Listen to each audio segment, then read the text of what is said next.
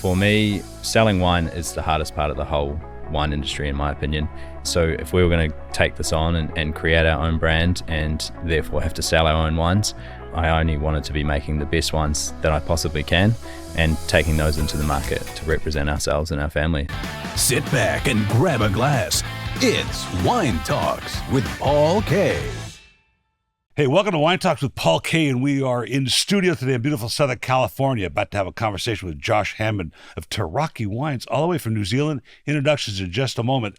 Hey, have a listen to Robert Foy. Had him on the show last week. Incredible conversation about his career at Accolade in Australia, then to Treasury, has opened offices all over the world for wine sales, and now has become a complete enophile and looking for more work, actually, as he retired from Treasury. But really interesting conversation about that side of the business. But not while we're here. Here to have a conversation with Josh from Tiraki Wines. He's the owner and winemaker of a New Zealand house. Welcome to the show. Thanks, Paul. Great to be here. I mean, what a schedule you were trying to keep. It's a busy trip. It's a big country you've got here. So yes, it is pretty big. Yes, compared to New Zealand, I think it would be. Yeah.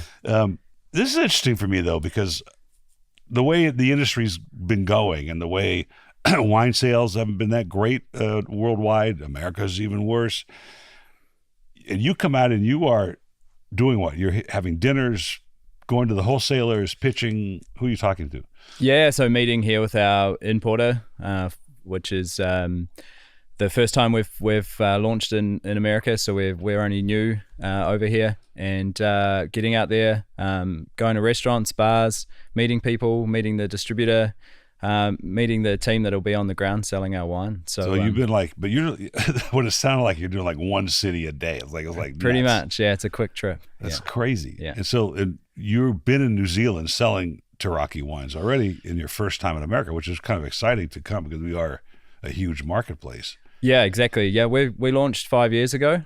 We started into the Asian market first. One of our partners is based in Shanghai, so our first kind of focus was into China. And over the last 5 years, we've put a lot of focus into growth globally. So we're in 32 countries around the world now. But that didn't take long. No, we work hard. We work hard and we work fast. So yeah. I wonder why you started in Shanghai. I mean, obviously New Zealand in Marlborough, and for the listeners, Marlborough is the south of the North Island.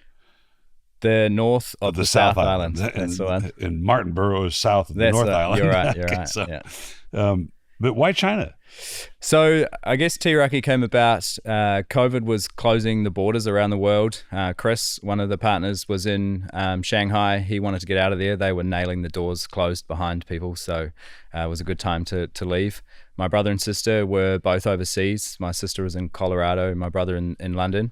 So everyone came back to New Zealand. I was already there. And I guess there was a lot of time with not much to do. They were all out of work. And so over a few bottles of wine and a bit of brainstorming, we thought we all had pretty good expertise to join together and form a wine brand. I guess in the few years preceding that, I'd always thought that I wanted to launch my own brand and make my own wines.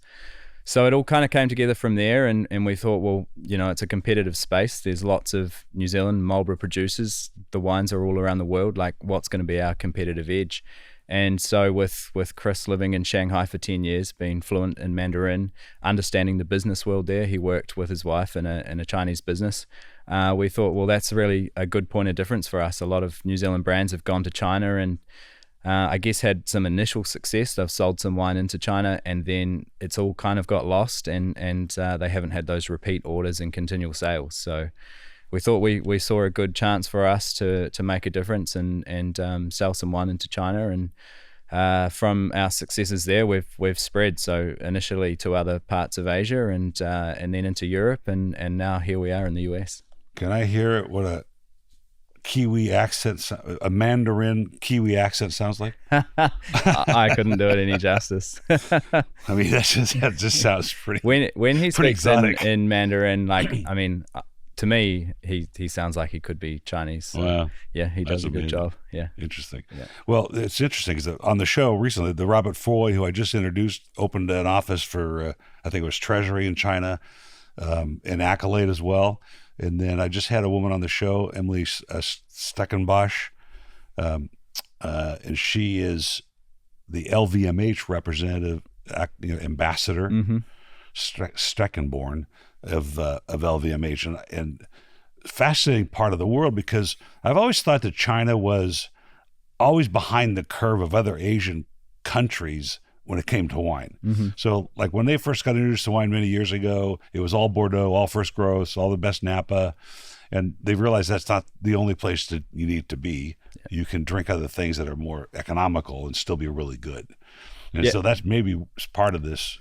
Yeah, 100%. I think, you'd think Sauvignon Blanc in particular maybe wouldn't work so well in China. You think of Chinese food, and in parts of China, it's quite spicy.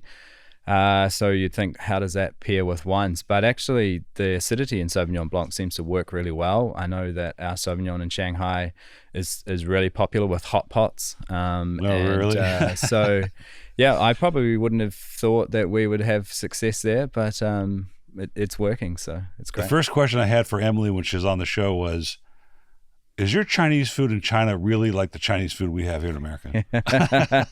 She said, no, it has nothing to do with it. Yeah. So that's interesting, because there's another movement to Singapore as well.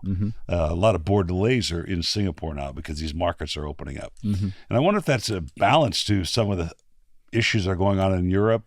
I don't know about the consumption in New Zealand. I haven't read about that lately, but certainly America, it's generally down. Yeah. Have you seen that as well? Yeah, I think there seems to be a movement globally to drink less, whether it's wine, beer, spirits. My understanding in the US is that white wines, New Zealand Sauvignon Blanc, is still in growth. We're definitely all getting out here and trying to help that continue to happen. Yes. So on my flight out of Blenheim, there was 3 winemakers on the plane, 2 of us coming to the US, 1 going to Europe. So it's the time of year that we all get out here and do our best to sell the wine and keep the trend in the right direction. Well, I was saying before we got started that, I used to taste wine every Tuesday here, as Emily would remember. And it would be a thermometer of what's going on in the industry, what's coming to America, what's being sold, what needs to move quickly because we have too much. And so you would see, particularly Australian wines, ebb and flow. And New Zealand wines are a little more stable. You see them all the time, but I hadn't seen them lately. So it's interesting to see them again. I just tasted one 2 days ago also. And certainly that character of Sauvignon Blanc from Marlborough is well established in the palates of most Americans. But I think when it comes to the consumption side of this, I think it ebbs and flows, right? I think that we go through periods. At my dad's shop in that picture there, we sold Bartles and James wine coolers. We sold Matus, Lancers, Blue Nun, Leaf Milch. It's just the way our industry is. But the core value of that proper glass of wine never changes. No. How can it change? Yeah, I think you're right. So I'm thinking that it'll come back, or it'll settle in a different place. But properly made wines will always have their human connection. I certainly hope so. And for us at Tiraki, wine is about, it's more than something to drink. It's about sharing our sense of place. We want our wines to represent the vineyard that they come from, and we want them to be about connections with people and about evoking emotions and memories of things that you do together. We all love spending time outdoors in the mountains or the oceans around New Zealand, and when we're doing those things, whether it's a day on the beach with a glass of Sauvignon Blanc or around a fire in a hut at the top of a mountain with a glass of Pinot. That was a great image right there. Exactly. And you don't actually have to have been to New Zealand and done that, but if you can think about that when you're drinking our wines and go, that's what I want to do, then that's what we're trying to achieve. I think that's got to be the criteria that makes this part of the human story, really. I mean, I always talk about this. If you were to pick, let's just say 5 things that would express a culture in the world. Land, if you have it, New Zealand has it. Language, if you have it, New Zealand has it. Food, and that's not always the case. Like we were in Sicily, and I didn't find anything. There was no cultural food there, really. Just some fried chickpeas, about it. I'm not disparaging it, but not always there is cuisine as expressive. But wine is always part of that expression if they have culture, a wine culture. I agree. Yeah. you can take this halfway around the world as you already have, and plop it on the desk, and I know we're from New Zealand. Yeah. How can that change? Yeah, I don't think it can. I hope it doesn't. So I think plus you started a winery. You hope it doesn't. So, but you said earlier that you were working with your sister. How's that working out? Yeah, great. Yeah, so it's my brother and sister and I all work together. Perhaps fortunately we're all in different parts of the world, so we communicate all the time. We probably talk a lot more than we would if we weren't in business together. Right. And hey, like any family, we don't always agree on everything, but we all get along well. We always have. So it's great. I love it. That's great. Yeah. But I don't think I could do it. I don't think everybody can. Yeah, but no, I'm fortunate that we all get along, and that's great. Yeah. Well, it generationally, it's another part of the wine trade that is fascinating, that it has a generational. I certainly wouldn't have sold Wine of the Month Club if it had, traction. After 35 years, it was starting to get different. The business was totally different, but I can certainly see in the wine trade, as the manufacturer, there's an opportunity for generational growth. Yeah, you're right. And I mean, New Zealand's got a very young wine history when you compare it to Europe and other parts of the world. My family, we've been farming the land for 150 years, but it's only been my father, so the previous generation, that started planting vineyards, and then I'm the first generation to start making wine from the land. So we have that historical connection with the land, but the journey into the wine world is new. And yeah, who knows? Hopefully one of my children or one of my siblings' children might join the business in the years to come, and we can continue that on. Maybe they'll make some money. Hopefully we can do that too. What is the general gist of and the movement in New Zealand? Sustainability, organic, biodynamic. Has it ever strayed from any of those places? In other words, some parts of the world, it always was organic, like Burgundy. Yeah. I think sustainability has always been big in New Zealand, and New Zealand has always held this image of being clean and green. And for me, I think it's important to do what you preach, and so sustainability is a big part for us. We're the first B Corp certified wine brand in New Zealand. Oh, wow, really? So for us, and when we formed the business, we wanted to create a company that was all about what our personal values were. And so, we love being outside and in the environment. We want to be in a clean environment that is going to be there for generations to come. So looking after our land is a big part of what we do. Looking after our community, being part of our community, supporting other producers, other industries in our community is what we stand for. And so if we can incorporate that in our business and share that goal with other people, that helps other people do the same thing as well. I think there's a good movement with other New Zealand producers doing the same. We were the first to become B Corp certified. Now there's at least 4 or 5 others that have done the same. So that's an accolade. Congratulations. Thank you. Not inexpensive. It costs money to do all those things and make sure it adds to the price of the wines, but it does. I don't think there's much product in the world. There probably isn't a product in the world as attuned to sustainability and giving back to the environment that wine would be. If you think about it, right? It's like, I think it comes, if you're a vineyard owner and you spend time outside and in your vineyard, then I think naturally you want to look after that soil so that you can keep producing what you're growing. And you have that connection with the land. Because in America, we've ruined it all. All of our wheat field, that's all full of crap, and so we have to now go backwards and figure that out, which is interesting to me, that we're going back to what it was anyway. Like we screwed it up, and now hey, we screwed it up, we have to go back and do it right.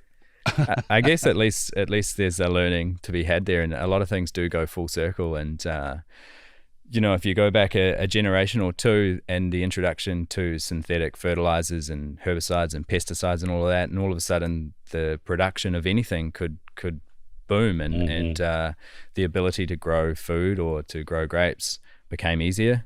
Now, since then, we've seen some downsides to farming that way, and so we've gone, okay, maybe some of the things we were doing before the invention of these were actually better.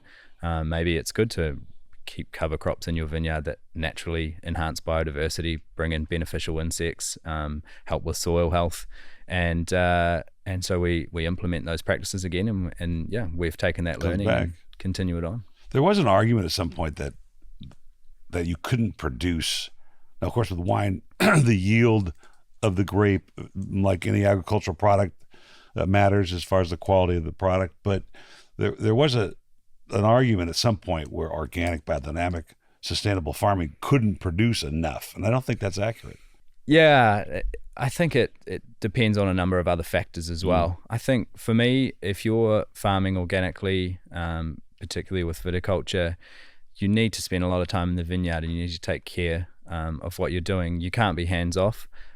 Some people think, oh, it's organic, so you don't do anything. It's organic, so you actually do twice as much. More. I know this. Yeah, and I think if you're willing to work hard, then the yields are sustainable. They might not be as high as if you're using a whole lot of synthetic fertilizers, but I think the quality of the wines, the quality of the grapes that you're growing is going to be so much better that, sure, if you have to sell your wine for slightly higher, the quality's there, and there's enough people in the world that want quality wine that we can cater to them.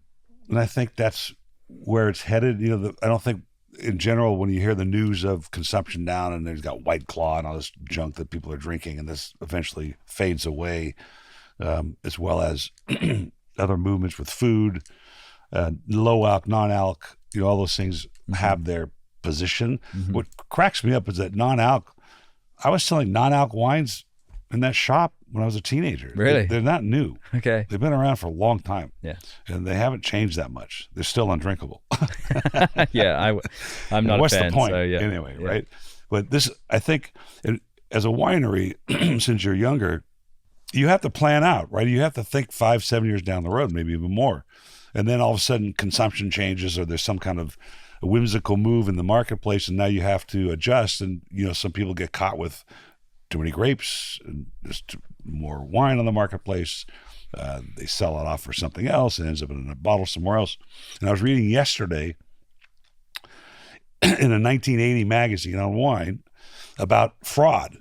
You know, and they were bringing in wines from France and mislabeling it in America. You know, so you got that going on too. You're only making 2 wines right now. 2 into the US. We make Chardonnay as well. We just bring it into the US at the moment. And that was what you always farmed, those 3 varietals. That's correct. Yeah, for me, it's important to be making wines from the fruit that we're growing ourselves. That gives us control over the quality. So it's also what I think Marlborough can do best. Sauvignon Blanc for sure, and everyone knows that. Chardonnay and Pinot Noir, we can grow exceptional grapes as well. So you have to choose what side of this equation you're going to be on. You're going to be on the fine wine side, which you obviously have. There's an argument I make regularly because you kind of can't do both. You kind of, unless you're this huge corporation and you have many diverse branches, you have to decide that you're going to make fine wine. You're not going to mess around with cans, funny bottles, low alc, non-alc, all these different variations. But you guys have chosen to take on this side of the fence. I think there's been plenty of examples of businesses that have tried to cover it all in the past out of Marlborough and across the world, and we've seen that not really work out. In my experience, it's very hard to do the high end and do the entry level and everything in between, because all of a sudden people know you for that entry level and then they don't care about your high end. For me, you know, selling wine is the hardest part of the whole wine industry, in my opinion. And so if we were going to take this on and create our own brand and therefore have to sell our own wines, I only wanted to be making the best wines that I possibly can and taking those into the market to represent ourselves and our family. So yeah, there was no question in my mind at all ever that this is the direction we were going to take. And I'm sure there's a place for no alc wines and everything in between, but yeah, that's just not the field we want to play in. And I think and I hope there's enough people in the world that want to continue drinking fine wines. So somebody said it's thousands of years old already. It's going to be kind of hard to upset that apple cart at this point of the game to change it that much. Exactly. And I think, you know, sometimes you get asked, Marlborough Sauvignon, is it just a fad? You know, what are you going to do? There's lots of Sauvignon Blanc planted in Marlborough. What are you going to do when people stop drinking Sauvignon Blanc? And you go, but in Burgundy, they've been making Chardonnay and Pinot for hundreds of years. And, everyone still drinks, well, not everyone anymore because they're so expensive, but those wines are still being produced. So I hope, and as long as the quality stays there, then there's no reason why Marlborough Sauvignon Blanc shouldn't stay as a wine. Yeah, I mean, it's certainly the flagship of the area when it comes to America. What comes to America, I've never heard that comment made before, and I would think the opposite. Sancerre has become extraordinarily popular when you couldn't sell to save your life 10 years ago. Yeah, okay. So, and that's just sort of part of the consumerism of it all. I did have the chance the first time, and it's never happened before or since, to taste a wine the other day that was a Pinot Noir from the Central Coast here in California, same vineyard, and then that same wine made non-alc. Okay. Side by side. Absolutely no relationship. You cannot tell that this had anything to do with the terroir or the source of the grapes or anything. Nothing. It was terrible. Yeah. How has the reception been with Tiraki? Oh, amazing. It's been, when you get out into the market with your own wines, and it's great to get feedback from people. It's, you're with consumers, you're with the people that actually drink your wines, and so it's always exciting to get that feedback. And since we've been over here in the US, the reception has been awesome. That's great. Gives us a lot of confidence to keep doing what we're doing. Yeah, you do need that positive feedback, don't you? It's important. Yeah, you're doing dinners, pairings, meeting with sales forces. Emily's driving around all over LA. She is. Yeah. Yeah. Okay. Yeah. Not bad. It's good work if you can get it, right? I think so. It's a lot of fun. We get to eat in a lot of great places. The wine industry is full of people that enjoy drinking wine, enjoy talking, enjoy having a good time. So it's a great community of people to be around, and I think you find that all around the world. It's awesome. How do we teach? This might be a difficult question and non-answerable. How do we teach someone who's not come to the table yet how that feels, how that lifestyle is? Yeah, it's a good question. What we're doing today, like you being here. Yeah, I think podcasts are like a great way of getting a message across. If you go back 5-10 years, podcasts, at least in my experience, people didn't listen to them. That wasn't a big thing, but now everybody listens to podcasts, and it's a great source of information. So yeah, being on your show today, I appreciate Paul, the plug. hopefully nice. we can educate a new consumer. Well, it was, you didn't have to go that direction. That's fine. The reason I brought up is this patch here is from 1975. My dad could have been wearing it in that picture. There's a group called Les Amis de Vin.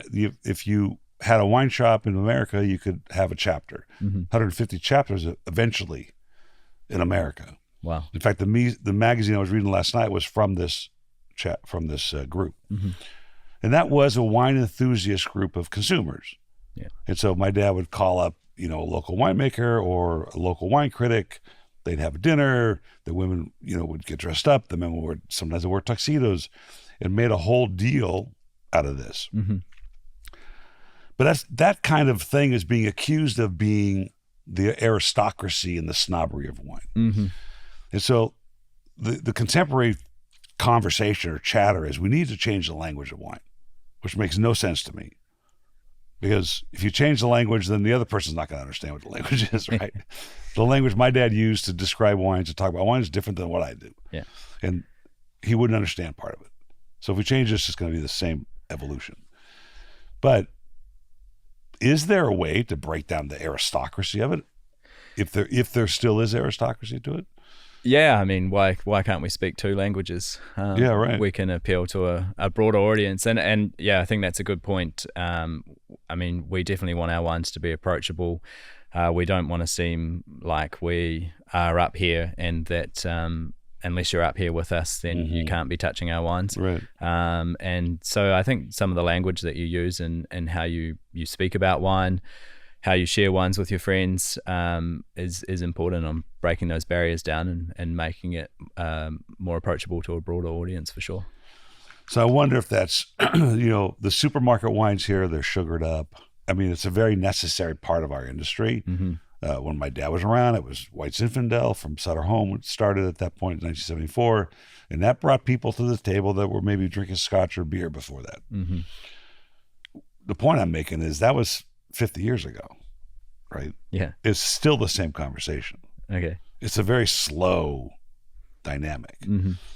But I believe every generation eventually has that glass of wine that brings them into the fold. You don't have to be, a critic. You don't have to have the language. You don't have to find chocolate or cocoa or green apples in your wine. Yeah.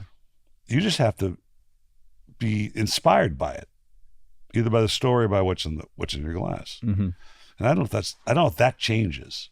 Yeah, I don't know either, to be honest. Maybe Yeah. it's something that comes with a certain level of maturity or That's age, or yeah. I'd like to think that that at a younger age you can discover that, and yeah, maybe that some of that comes around education with alcohol. There seems to be a push away from consuming any alcohol at all at the moment. It's bad for you. Maybe that education needs to be more. It's okay to have a glass of wine with dinner. It's not about going out and getting smashed. Isn't that funny? Because that book right there, The French Paradox, would argue the opposite, right? That a glass of wine it's got benefits to you health-wise. Yeah, yeah. I had a woman on the show, and she put it the best I've ever heard. I said, you are attracting a generation of drinkers. It's a Bordelais. She's a Bordeaux house and a Napa house. I said, do you think that people are coming around to the expression of what's in this bottle? And she said, yes, because it's welcome to civilization. And I like it. Isn't that great? I like it. Yeah. Isn't that great? Yeah. And then there's a French movie out now where the story, I think, about one of the first female chefs in France goes back to the 1800s. And the gentleman of the house says, wine is the intellectual part of the meal. Because doesn't it create interesting conversation? 100%. I mean, when you're with friends that don't generally or necessarily wine people, does the conversation come about? I don't have any wine? friends that don't drink wine. That's a good point. So when you're with your friends who drink wine, isn't the conversation about that? I mean, when I'm with friends that particularly work in the wine industry, there's a lot of conversation around wine. But I guess, yeah, friends that aren't in the wine industry that enjoy drinking wine, there's often conversations about the wine, or at least with the wine and the food together and how that pairs. And yeah, I think after a couple of glasses of wine, that's when you find the best conversation starts. Yeah, that's right.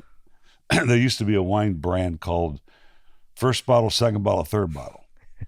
And the first bottle was a little better than the second bottle. The second bottle was a little better than the third bottle because it didn't matter at that point. Yeah. So tell me about your farming practices, what you're doing here that you're trying to pull out of this.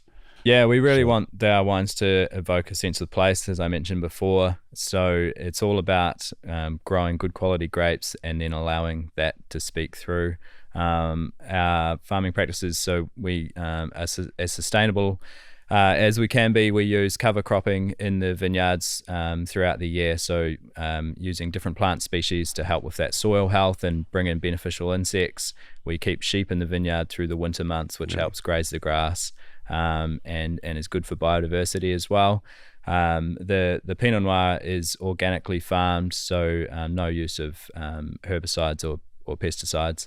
And the Sauvignon Blanc, we're heading in that direction as well. It's just a staged approach at the moment.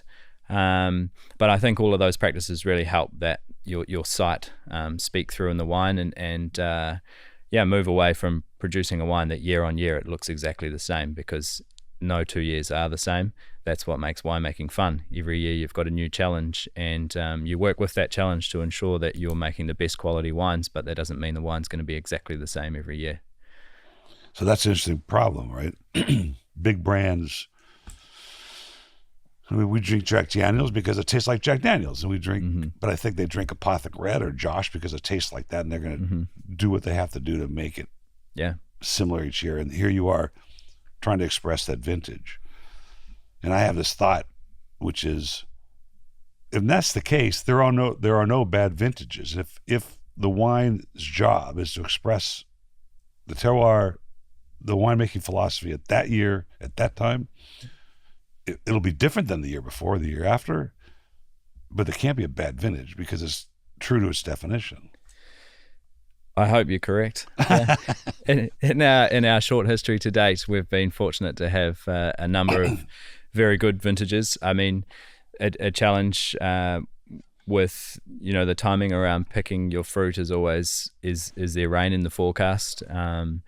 As we get closer and closer to harvest, you're looking at like 3 different weather forecasts every day. I love this time of year because I don't care what the weather's doing. So yeah, it's a challenge to avoid the rain. Make sure no you're pressure picking, right now. No pressure, exactly. Yeah. Make sure you're picking the best quality fruit and that it's at the ripeness level you want, but that it's clean and it's going to make good wine. So sometimes you have to pick earlier to avoid that rain. Sometimes you can leave it out for longer. I think. Yeah, I'd like to think there's no bad vintage, but there will be some years where the wines stand out more than other years. Yeah, right. But you've been farming, your family's been farming for, you said, 150 years. Yes, yeah. Do you think that history rolled for you? I don't know how many grandfathers that would be for you, but... Three, well, I'm the 5th generation, so my father and then 3 generations So before.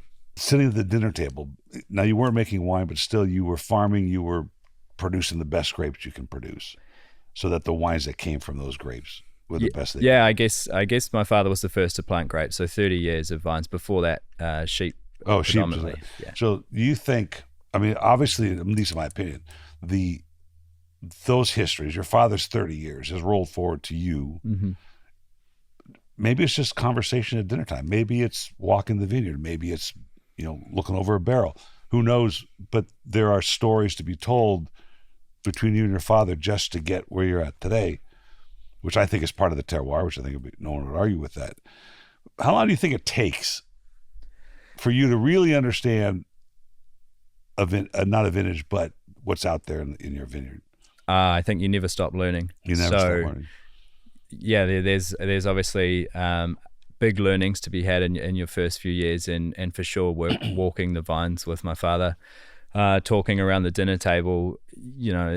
I might be experiencing something for the first time, but he's like, 10 years ago we had a really similar vintage, and I tried this, it didn't work. I tried that, it did work. So yeah, those learnings around the dinner table are super important. In terms of carrying it through into the winemaking, that's what I love about it. Every year you're learning, everything is always slightly different, and hopefully I will be able to take my learnings and pass those on to the next generation as well. I can't think of any other product. I've tried this many times. It's certainly not a widget or a microphone or a couch or anything like that happens to. But even in regular agriculture, somebody brought it up the other day in a conversation, which is wine is almost a value-add product to the world of agriculture. In other words, you can't take a tomato and elevate it to a bottle of wine or anything else, right? Pasta sauce, which doesn't really command much more money, right? No. But you can take a grape and by the ton and elevate the value of that grape based on the quality of the wine that comes out of it and what you get for that bottle of wine. That's a really phenomenal thing when I think about that. That's the only agriculture product that can do that. Yeah, I agree. I think that's what makes wine amazing, and that's, I hope, why we'll continue to see wine consumed for hundreds of years, to as long as civilization, because exactly as you say, it is, what else can you take as a grape and turn it into something that can be so many other things, that can evoke emotion and do all the things that wine can do. I could give you a tomato from New Zealand and a tomato from Italy, and you can tell me that the tomato from Italy is 1,000,000 times better, but as you say, you might not pay a lot more for it. You might make a better pasta dish, but it's not the same, is it? You say tomato, I say tomato. So what's the end goal here? Maybe there's no end goal. Maybe it's just... Yeah, at this stage, there's no end goal. We want to share our wine with the world. We're very early on in that journey. I want to make sure that we're always producing the best wines that we can, and that they can be enjoyed by people everywhere. Are you a big food pairing guy? It's not a loaded question. I love cooking, Yeah. and I think that's natural. If you enjoy flavors and tastes, then working with food and working with wine, they definitely go hand in hand. So I enjoy matching wine and food together. It's like that old joke. I cook with wine. Sometimes I put it in the food. That's it. I mean, we're big at our house. We do the same. I pour a glass of wine. We start to cook. I have mixed emotions about why foods pair together and what doesn't, and really if it's a science or it's just an art or it's just a crapshoot. Yeah. Right. I mean, certainly we all know the Sauvignon Blanc from Marlborough goes well with certain shellfish and seafoods and oysters and stuff like that. And it would be hard to drink with something else, with a giant steak. Mm-hmm. People do it because they like it.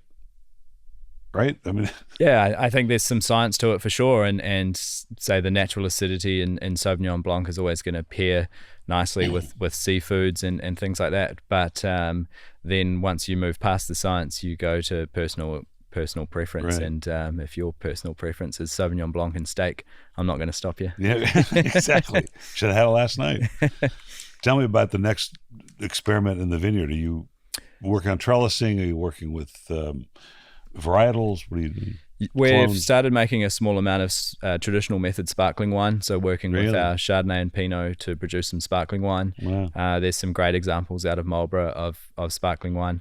So and I love drinking champagne, so that's a great goal to kind of work towards, and something that I enjoy to make as well. We grow a little bit of Syrah, so that's another variety that's fun to work with. It's, I would say, marginal in Marlborough in terms of so there's a few producers. It's not huge. The climate is only marginally warm enough to ripen Syrah. So in a warm summer, we can get it there. So it's fun to work with something challenging like that. I bet that has great structure because of that reason. You're not getting that blueberry and all that gaminess. You're getting probably a nice structured acidic backbone Syrah. Yes, yeah, you're right, and it's a very elegant style. At least in my experience, it's not, that black pepper, white pepper is not overpowering. It's present but balanced. A nice elegant style of Syrah. Wow, that's great. Sparkling wine, it's there's a champagne issue. Of course, it's very expensive. I just had an Armenian champagne 2 nights ago, but there is a movement towards not just celebration. Like, it's part of the regimen. Like, put it in your cellar, feel like a glass of champagne, you pour champagne at the house. It doesn't have to be an anniversary or a birthday. You just drink it. And so how's that project going? It's early stages. There's nothing in bottle yet, so the wines are still aging in barrel and tank, and we'll put a blend together later this year. So, I mean, that's the challenge with making that traditional style of sparkling wine, is it takes such a long time before you actually have something that you can taste, and then you're like, 4 years ago I should have done something a little bit different. Yeah, right. And now I've got to make that change and then wait that time for it to follow through. So yeah, it's a completely new challenge compared to making still wines where you're seeing the end result a lot sooner. But I think that's fun. The challenges. Are you making method champenois? Yes. Yeah. Traditional. Mm-hmm. Wow. I think it's great. Unfortunately, I taught my son-in-law about champagne, and now my depletion is much quicker than I expected it when I bought all this stuff. In fact, we were just in Champagne a few weeks ago, and went and saw Tétanger. It was really quite spectacular. Well, this has been a fabulous conversation. I'm so glad you had a chance to stop by. And thank you, Paul. Your travels throughout America, I hope they're successful and they continue to be. It sounds like they are. Thank you. And we need to keep pouring for people to strike that nerve that one time you may never know in the rest of your career how you got to that person, but that person, you changed that person's perspective. I agree. And that's a noble pursuit. Cheers. Thank you. Cheers, Paul. Take care.